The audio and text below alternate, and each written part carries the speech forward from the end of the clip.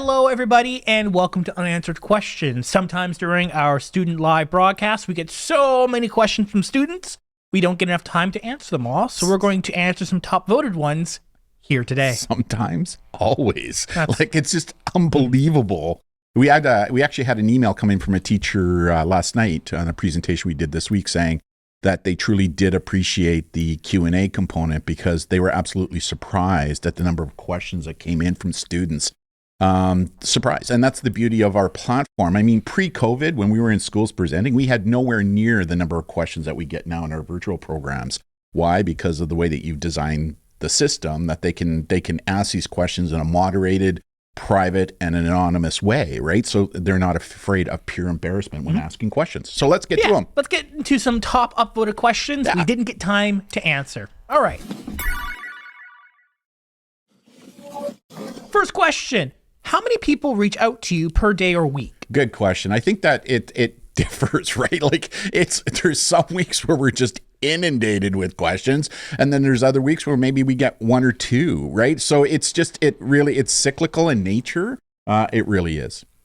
What do I do if someone sends me a nude I don't want?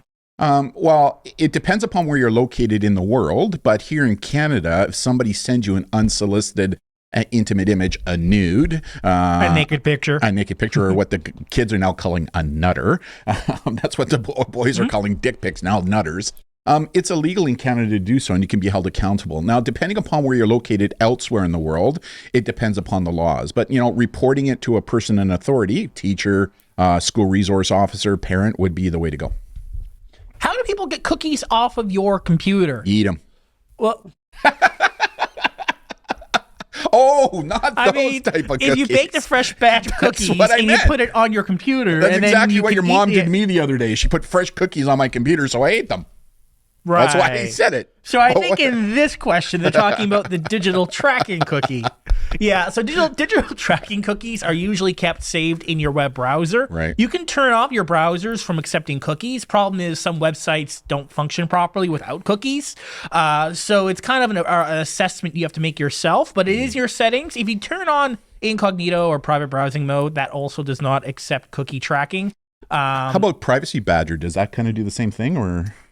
Yeah, so it's a plugin that goes onto your browser. Yeah. That kind of Privacy Badger kind of uses artificial intelligence to determine which cookies are okay or not. Yeah, exactly. Because sometimes cookies are somewhat needed for web browser functions. Yeah, it just makes things faster, right? Yeah. Yeah, for sure. More private. Yeah, and Privacy Badger is free, by the way, right? It is. Yeah. It's run by the EFF, the Electronic Freedom Frontier.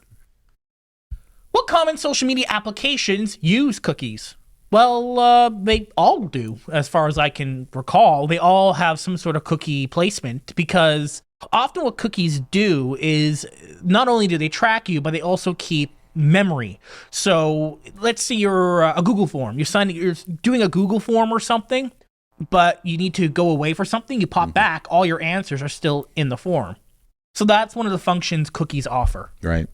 So yeah, all social media platforms, as far as I know, all the major ones, use cookies to some degree. How does swatting happen? I'll answer that one. It happens as a result of somebody basically doxing you online, finding out your personal information, primarily where you live.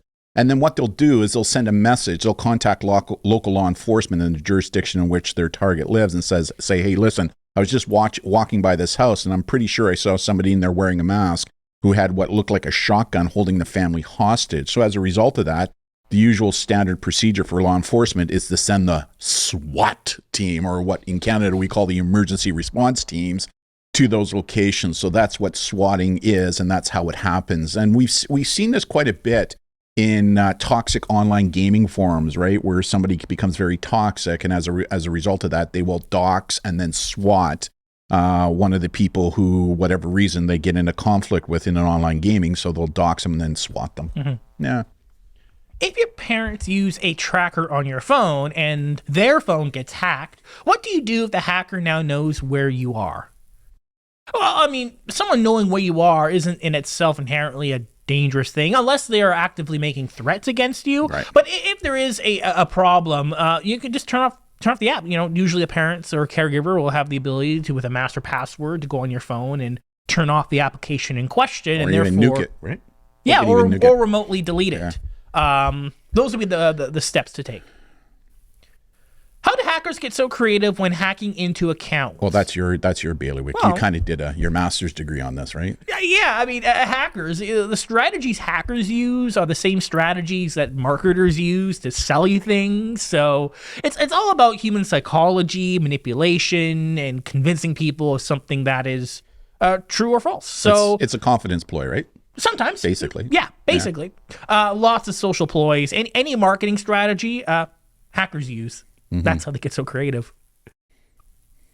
If a hacker gets into your account, how can you stop them? That can be pretty hard once they're in, right? Yeah, immediately, change your password. Because usually if you change your password... But they're already in. How are you going to do that? Well, if you change your password on accounts, it will kick off any live instances unless they re-enter the same password. And that's why two-factor authentication is so important. Yeah, two-factor will be the best thing you can do. So if you do think an account is being hacked, change your password. Not every service, when you change your password, will kick all active login. It depends on the service and how it functions. But immediately change your password. That will solve most of the cases. Yeah. But the hackers are also working quickly to also prevent you from doing that. So Yeah, and I think we got to be careful of the word hacker. We've talked about this before, right? Like one of the things that we're finding a lot, especially with youth on Instagram, it's more about account takeovers, right? Not necessarily a It hack. still is technically a hack, depending on your perspective. Okay. If you reduce the word hacker down to its fundamental meaning, then yes, it is using an application or taking something, breaking it apart, using it for unauthorized purposes. Right. A lot of people, the word hacker has been kind of, I guess, sensationalized in media. You see, the Matrix code and hackers on TV screens. Yeah, for sure. Not quite exactly how hacking works.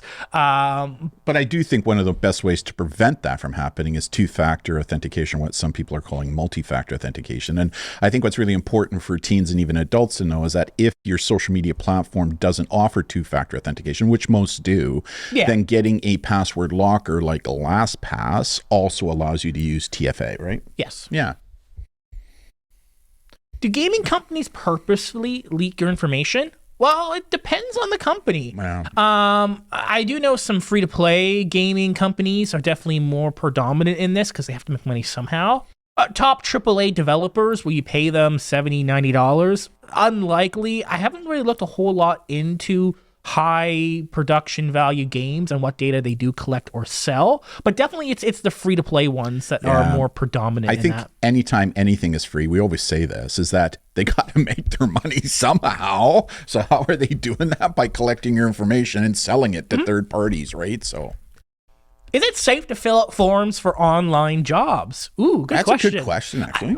There's always a risk of more information you put online anywhere, it could be leaked. But the thing with an online job is usually you're putting information there that makes you look good. Yeah, that's so true. I mean, if information that makes you look good gets leaked, is that really such a bad thing? Yeah, I think the important thing here is that if all of a sudden the online job form wants you to put in your social insurance number or your social security number, your medical number, stuff like that. Yeah. No, don't Fair do enough. that, right? And I also think maybe have a look at the form. Is it, when you're sending it, are they using encrypted, HTTPS? Is it a Google form? Yeah, exactly. Are the employers? This is important, right? Because there's a lot of people use Google Forms, and guess what? They're not so secure and private, right? So, but those are things to be thinking about, right? Yeah. Also depends on your jurisdiction. I mean, if you're using a Google form in Canada for a job application, there might be some privacy issues with that. Yeah. So, I mean, the job itself might have some problems. Yeah, for sure. If games have chats, is it possible to disable chats? Well, depends on the game. It's entirely on the game. Some games allow you to, some games may not. Most games, as far as I'm aware, they have the ability for you to, mute mic inputs and whatnot. Removing chat inputs, I don't know if that's necessary. I would say for games, that's less so. Because sometimes games chat functions are a fundamental part of it. But oftentimes voice chats are optional. Yeah. It's interesting. Dr. Rachel Cohort, a Canadian expert gamer researcher, has actually just wrote some fairly in-depth research on the issues surrounding toxicity and gaming chat.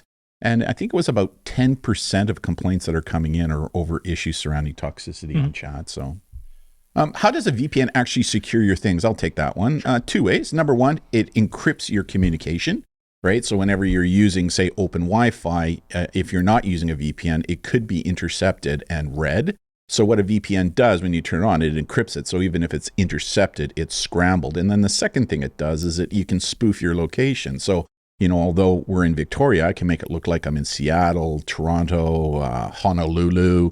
So from a security standpoint, it helps protect where I'm actually located as well. Yeah, VPNs are probably one of the best security privacy things people could utilize today online. It's interesting. We just did a school the other day, and the school actually prohibits their teens from using VPNs on school property. And the reason they're doing that is because the IT people in the schools are putting barriers in place to prevent these kids from using their devices, from accessing things like Discord, Twitch, TikTok. Yeah. So that's right? like on the school-run computers where you can't use a VPN or a proxy. Right. There's a policy. You cannot use a school-owned computer to run a VPN.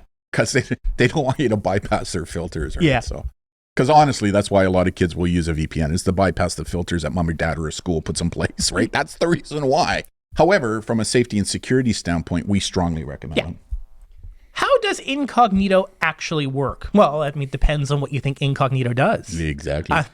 Google's dealing with a multi-million-dollar loss. Billion, or billion? No, it's $5 billion. Was it billion? Okay, it was million with a B. Yeah, $1 billion class action lawsuit because people were confused over what incognito actually does. And they didn't disclose the fact that when people were using incognito, they were recording stuff, right? They did. But it's an interesting, they did disclose, but people think because Google Chrome doesn't keep information on you when you use incognito, which technically is somewhat true, if you use Google search engine, which is outside of Chrome's parameters, it still tracks you. So that's the confusing. I mean, what incognito basically does is it prevents the search history on your device from recording where you're going. Yeah. However, your internet service provider, Shaw, TELUS, Bell, whatever it is in the United States, Voxcom in the United States, they're still recording where you're going. Or the website you actually visit can keep their own history about you. So incognito only prevents what's locally on your system. That's it. This next question is your background real? Go touch it. Let them know it's real. It's real. Yeah, it's real. I mean, you've done a really good job. I think that's one of the reasons why our virtual programs stand out from everybody else, because everybody else uses Zoom, Teams. They usually use a boring background, or they're using a green screen background. What you've done is you've built a full studio. Like, a lot of time and effort has gone into our background. Yeah, it's real. Mm-hmm. Should you be worried if you get doxxed and a company sees it? I would say it depends what information was leaked. Correct. I mean, if you're doing great, amazing things online, the only thing people can really dox you about is all the great, amazing all the good things you're doing. Right. I mean, if you're doing things that might be a little questionable and that gets out there, well, then maybe you might have some problems. Yeah, and that's where people are weaponizing what it is that you're doing online and potentially using it for good or bad, right? Yeah. Do you enjoy Fortnite? I don't play. I'm a boomer. I play like World of Tanks and World of Warships. I like how every week there's always something different in Fortnite, which makes it always easy to come back to. Yeah. Hey, by the way, you played the new Call of Duty this weekend, didn't you? I did. How was it? Yeah, it's a standard Call of Duty. Yeah. Nothing really major? Nothing major. Okay. Did you have fun? Yeah, it was fun. Yeah, okay. Just mindless fun. Yeah, there you go. What part of the PC gets hacked if it does? So hacking usually happens through software, and the virus or hack will happen through the memory component. So either your hard drive, your SSD, or your SATA drive. Yeah. I'll ask the next one. Let's say cyberbullying gets out of hand and they blackmail you with your personal account and you can't get it. What can you do? Well, a lot of these social networks, the major ones, if somebody does an account takeover where they take it from you, you can make application to have that account taken down, right? Or dealt with accordingly. However, the caveat here is that you have to imagine that many of these bigger platforms are getting hundreds, if not thousands and thousands of these types of complaints every single day. So getting your account back can take days, weeks, sometimes even longer, depending upon the platform. So, but that's how you get it back. Yeah. How'd you get hired to do this broadcast? Oh, well, when we do broadcasts with students, we get contacted by PACs or the school, principals, counselors, law enforcement, businesses, they all contact us because they hear about us. And as a result of that, they contract our services. Yeah. Should kids be able to be free on their phones without their parents, in your opinion? That is totally dependent upon your family, right? Yeah. It all comes down to your family and age and digital maturity and digital literacy, right? Like I truly do believe that until a teen or a youth, a preteen is able to show good digital literacy and digital maturity, then parents have the right to monitor what's going on. However, once the youth, the preteen or the teen is showing good digital literacy and digital maturity, then it's our belief that the teen has earned that right to privacy. However, that's always up to the parent, right? Because that's a parenting issue. Can you get permanently banned from the internet? If so, how?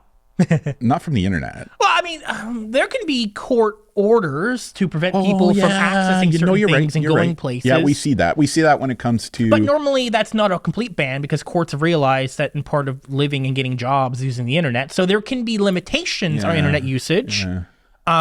We think internet service providers should be potentially enforcing their rules of bans. That's the issue. Watch our previous video on that. We did a YouTube on that. So not directly. I mean, that also depends where you live in the world. I'm talking about North American perspectives. I mean, I think it's more likely you're going to get banned permanently off of a social media platform, be it Facebook, Twitter, Instagram, TikTok, or something like that, right? But from the internet as an entity, probably not. Probably not. Right. Are parental controls beneficial to a child's online safety? I hate it. Again, the answer is it depends. It depends upon the child, their digital maturity and their digital literacy, right? So yes, we do believe that for younger kids, teens, preteens, and younger teens, that type of software can go a long way, not for the purposes of spying. And, you know, one of the things we say about parental monitoring software is that you never put it on the device and keep it a secret from your child. Be open and be honest with them, but use it more as a teaching tool so that when you see something or your child is doing something that is kind of, it opens up an avenue for the parent to now have an open and honest discussion with the child. So, is buying and selling of customer information legal? Yeah. Yeah, it is. It depends on where you live in the world. There are certain countries like European Union, even here in Canada, there are limitations on that. But generally, if you have signed up for an online account and you have given them permission to use and sell your information, you've already consented to that. And this is one of the reasons why the terms of service are like 50 pages in length with micro print in which you need a magnifying glass to read, full of legal mumbo jumbo. But in there, usually it says, like you say, when you agree and join the platform, you're giving that platform unlimited access to use your data as they see fit, including selling it for a profit. Can my mom, through the Wi-Fi bill, see what I have searched? The answer to that question is likely not here in Canada, but in the United States, yes, there are some companies in the United States, mobile companies, that will provide parents with on their bill to see where the kids are going, right? Yeah. So, it doesn't mean here, I mean, sure, here in Canada, there are records of that. It's not easily accessible. Yes. Usually there's steps and processes or legal. Yeah, it's more complicated. Yeah. Can comments on YouTube be used against you, and can you get doxxed?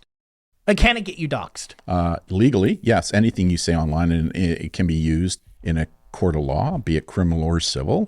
And anything you're posting online, it can end up being doxxed and used against you. And so that stuff can form a part of the evidentiary process. Like, we have worked with lawyers who are doing, say, cases specific to injuries where people are claiming that because of this injury, they can't work, they can't walk, they can't run or anything like that. And then we find social media feeds where the same person is in Hawaii parasailing. Well, hold on a second here, right? So yes, it can. Do you ever think that if technology is just used for crime, that everything would just be shut down because of it? No, you know, pre-internet, there was crime. And it didn't shut down the world, right? So the internet is now here. Cars are used for crime, and cars are used all the time. The answer is no, but you know, online crime is a reality, and we're seeing more of the criminal element turning to online crime because it is harder for law enforcement to catch them. But we have seen a decrease in like physical crime.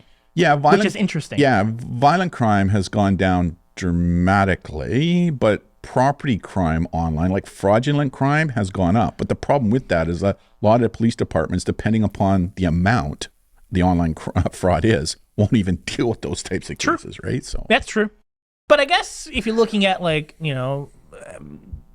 the ethical question, violent crime is more serious than online crime. So even if there's a decrease in violent crime but an increase of online crime, is that a net benefit? Yeah, I don't know. Good question. Like ethically, because you things like, that make you go, you're deep. Yeah, that's deep. I don't know. That's deep. That I do think about. It's still morning. Yeah, that's very deep thinking for morning. Do math sites that take a while to load take my information? I don't know. It depends on the math site. I mean, I'm assuming if it's a website, it does collect some information. I don't know. Depends on the site in particular. Read its terms of service and you'll find out. Is it actually true when you delete a TikTok, the people that own TikTok see your videos? Well, yeah. I mean, save your videos. The answer is yes. Read the terms of service. By signing up with TikTok, you give them unrestricted usage of this, whatever it is you're posting, right? Yeah. So that's the thing is that, most of this information is in the terms of service, but these companies write the terms of service in so much legal gobbledygook that nobody ever takes the time. Like, you always get this thing before you sign up, you got to read this thing and check the box. What does everybody do? They scroll down the bottom, just check the box. They don't read it. But I understand why, right? But, that's one of the reasons why there was a movement in Great Britain to say, hey, listen, these terms of services and privacy things that these sites have, they got to put them into plain English so that we mere mortals can understand what the stuff is saying. Yeah, there are some, I believe there might be a bill, if I recall correctly, in the U.S. It's called the Plain Language Bill or something that's required, that if it passes and all that stuff, that require a simplified version of TOS so that's the average person can read it. I'm a simpleton, at least that's what you call me all the time. Do you think that we should go back to the old days with just telephone and not the internet? No, because I think the internet has so many positive, cool things. Like, I truly do believe, and I'm seeing that there's way more good things happening online than there are bad things. It's like you say, the unfortunate part is that the bad stuff always takes the limelight and gets the clickbait, right? Prior to the internet in television media, the old saying was, if it bleeds, it leads, right? So if you get a story that's gory or, crime, let that be the first thing that you talk about in news shows, right? Because that's what garners likes and follows. Well, the same thing here. So the answer is no. I actually do believe that the internet and technology has had so many more positives than they have negatives. Mm-hmm. Can the government look through my search history? Depends. Depends on the government, depends on the level of government, depends on if they are following their laws or not. I guess the question should be here, legally. I mean, that should be can the government legally, right, look through my search history? Even then, it depends on the government. Right. I mean, a good example in the United States, they have the Patriot Act, right, which gives a lot of government agencies with 3 letters like the FBI, DEA, CIA, right? Others NSA. Out there, NSA, others. The right to search and go through all this data, right? So, but I think we'd be fooling ourselves to think that there aren't government agencies that are accessing our information without necessarily disclosing that they're doing that. I mean, so that's why we say that just understand that as soon as you hit that send button, no matter what your platform, no matter what your privacy settings, just understand that what you're posting is public, permanent, searchable, exploitable, copyable, shareable, and can be sold, right? Mm-hmm. What is the difference between sending nudes or sexting? Great question. A lot of people get that confused. Yeah. So sexting is a global term discussing intimacy and sexual activity on the internet. It can even be reduced to a simple sexy text message, just text only. Right. Nudes is more specific. It's literally talking about naked people with genitalia showing.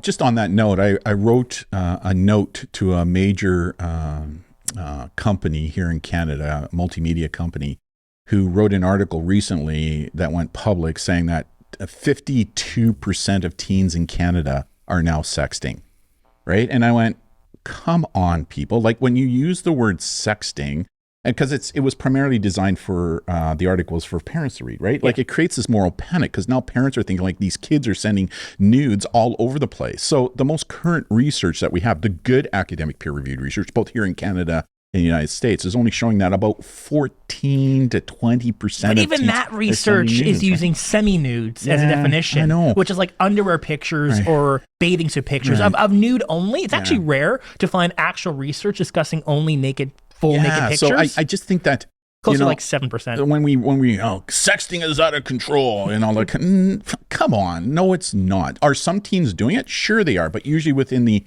confines of a relationship, right? So.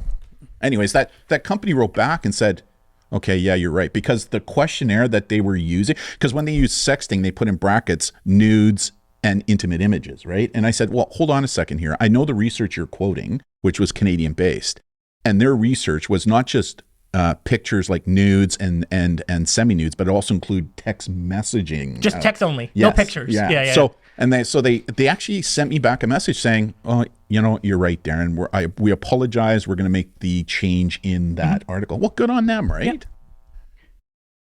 Hello, what can I do about if I got banned on TikTok Live, such as how would I get the live back? And do you use TikTok? If so, what is it?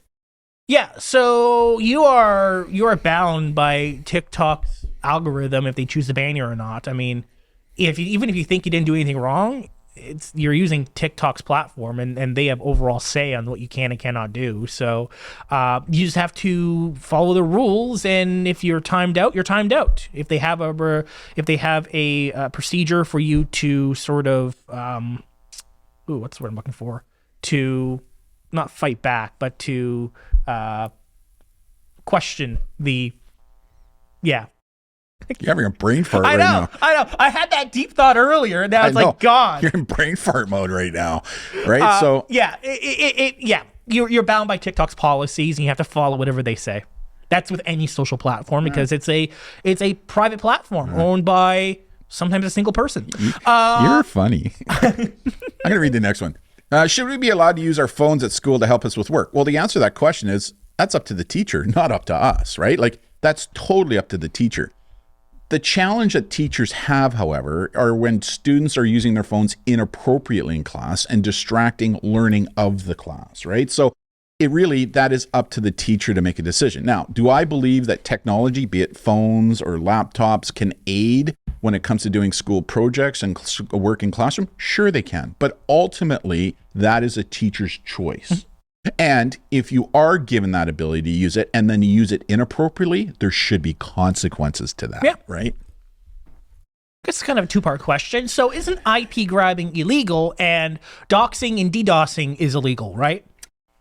All right. So is IP, I'll let you answer the question on the IP grabbing, and then I'll deal with the legalities of doxing and DDoSing. How's that? Yeah, sure. So IP grabbing, meaning that somebody connects to you and they pull your IP address being your unique address of your computer on the internet, can oftentimes locate roughly where you're located in the world. Is that illegal? Well, inherently, it depends on how they're doing it, right? If they're putting a bad piece of program on your computer without your consent, then yes. But if you're connecting to somebody through, a live stream and they pull your IP address, no, that's not.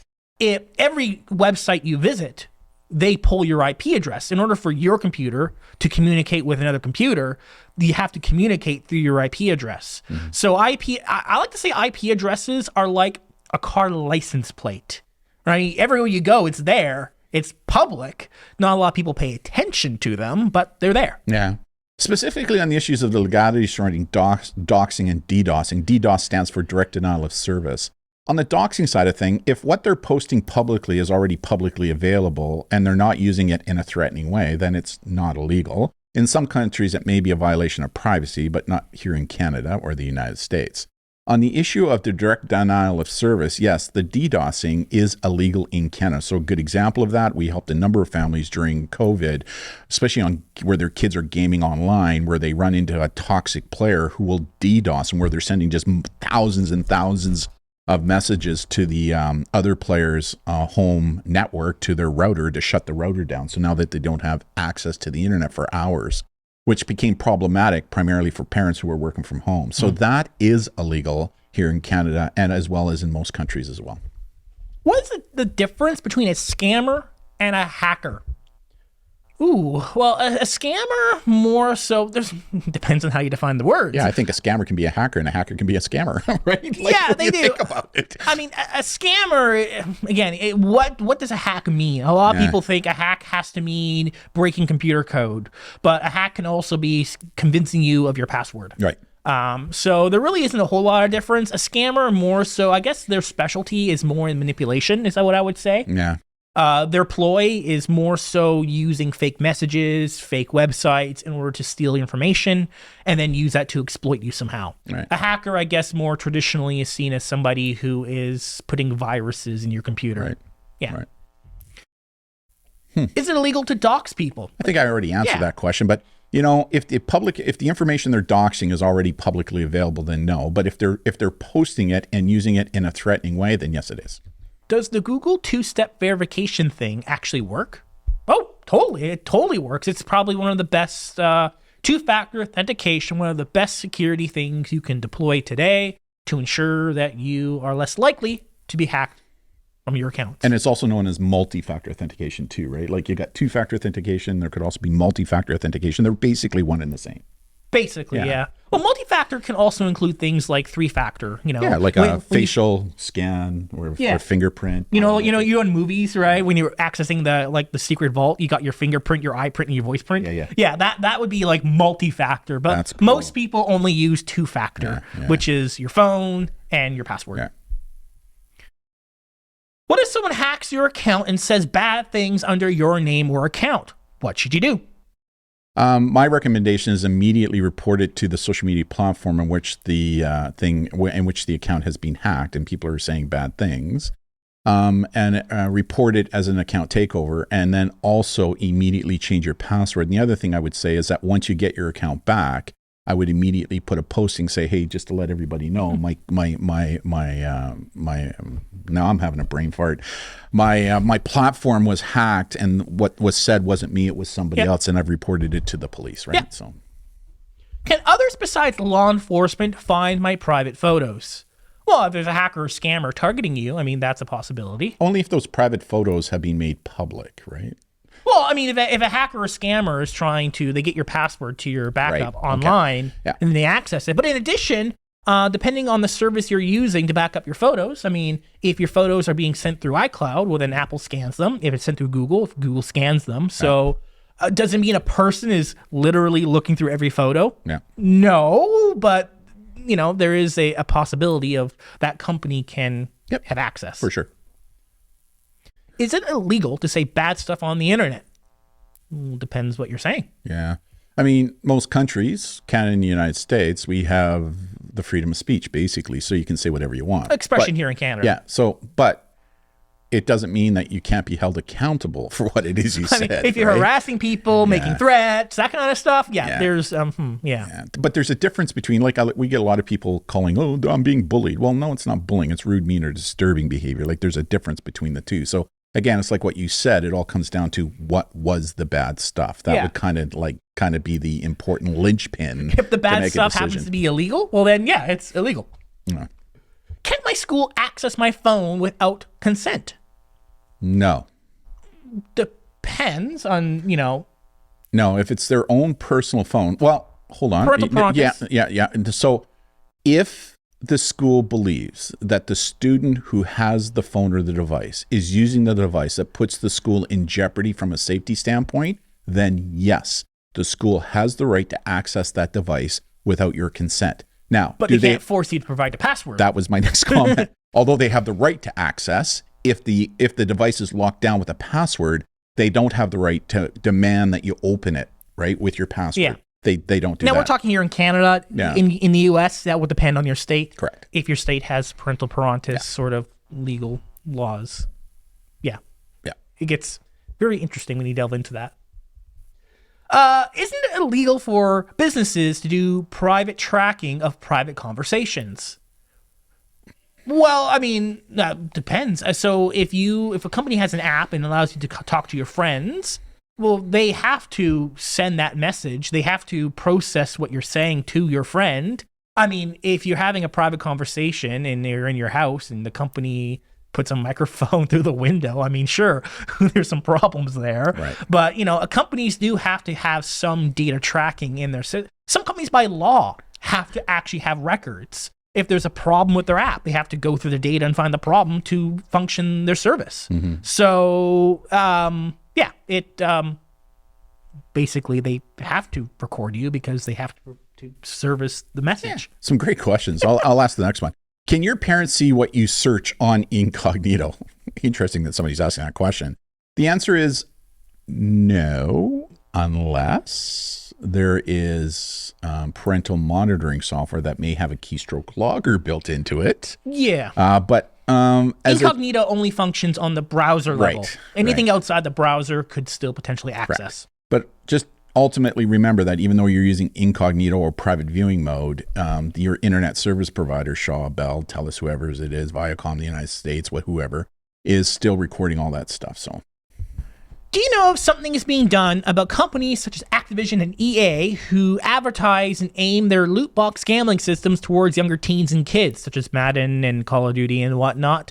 Is something being done about that? And there are bills and legislations being passed through various governments. But before we go, maybe for those who don't know, what is a loot box? Yeah, a loot box is basically a digital version of like a trading card, like a Pokemon card, where basically virtually you pay some money and you get randomly selected some loot, a digital item, usually at a rare level. Like a skin or a weapon or something. Yeah, something, whatever. Some digital cosmetic, usually cosmetic, that you can use in your game. Yeah. So the problem that people have been seeing is that sometimes people can get a little too caught up in the system and they put a lot of money. Because, each loot box is only maybe a couple dollars or a couple cents even.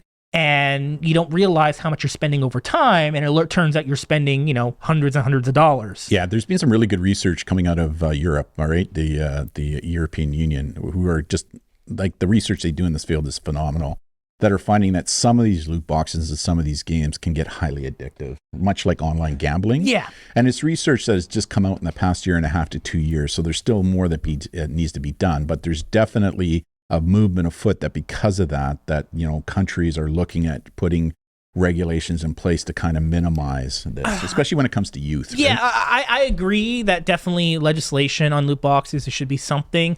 I think a lot of companies now are moving towards just skins. It used to be where you get actual functional digital goods that would give you a benefit in the game. Mm-hmm. Nowadays, they're mostly just cosmetics, so it's not as if you need to use loot box. It depends on the game, of course. But some kids feel like under a lot of pressure because if they're playing with a group of friends and they have all these skins and you don't, then you're kind of made fun of, right? So there's this pressure. It depends on the game. I mean, there are some games now where you can buy your skins just outright, right? Like, it may cost a little bit more, but you can buy the skin you want. Right. What's a skin, by the way? It's a virtual cosmetic that makes your character, weapon, or item, whatever it is, just appear different with different colors. Yeah, like a costume or something. Usually it has no functional purpose. Although there was a skin in Fortnite that was basically like a ghillie suit. So like a skin that makes you look at foliage, like trees. You know what we should do? We should make a skin that is a white hat, so that people in Fortnite can wear a white hat. So there are laws being developed right now, or bills I should say being developed right now, in order to regulate the purpose of that. I do question the success of those, right? Because if I'm a company, I would argue in court, okay, Kinder eggs gone, Pokemon cards gone, because functionally they are the same thing. God, you're into heavy thought again. Are they not? Yeah. Because it's morning. Heavy thought. Not allowed. What makes a digital loot box different from a pack of Pokemon cards? Not a lot. Besides the physical nature of it. Not a lot. Right? There's nothing stopping a kid taking a parent's credit card and spending $100 at $5 each for a pack of cards. But if a kid's taking a credit card into a store to buy a pack of cards or Kinder eggs, there's going to be questions asked. Not if you just tap. Yeah. What? Yeah, I think a lot of store owners, if you're looking at a 12-year-old who's tapping a Visa card, they're going to be going, Right? Depends where you live. Yeah, that's true. I mean, but still. If you live in the uplands. A rich area. That's what the uplands is here in Victoria. Broadmead, those kind of areas. Nothing wrong with living in those areas, but I mean, it depends where the kid comes from. So I don't know. So What? I mean, even if the kid came from a very, very rich, high socioeconomic neighborhood, you don't think as a store owner, if I saw a 12-year-old coming in and tapping a Visa card, I'd be going, what's going on? you're probably, as a store owner, you're probably not the one operating the till. It's probably a Or even if I minimum was wage. the till... It's probably a minimum wage employee who probably just doesn't care. There's no law against it. Yeah, that's true. There's no law, you know. No, I think in order to use a credit card, you need to be a certain age. I think. I'm not sure. I'd have to look into that. Well, I mean, if you're a teen, you can have a credit card, Yeah, that's true.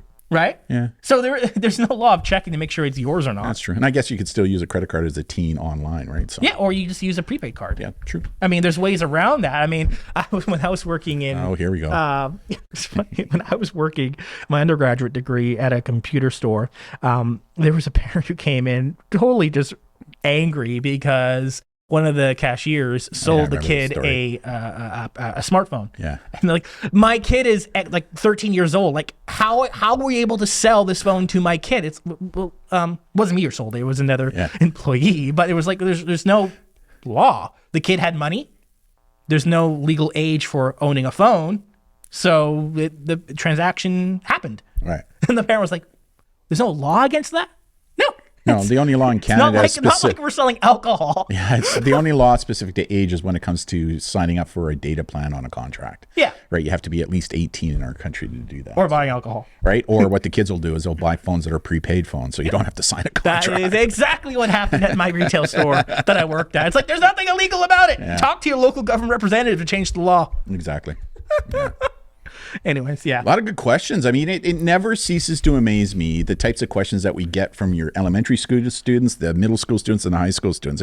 It blows me away. And, you know, every session we do, we have so many questions, we just can't get to them all. So this is a really good way to answer a lot of the questions. Yeah. Thank you all for joining us. Yeah. And we'll see you all next month when we collect all the top rated questions from November's live broadcast. Until then, Yeah. Bye, everybody. see ya. Jim died.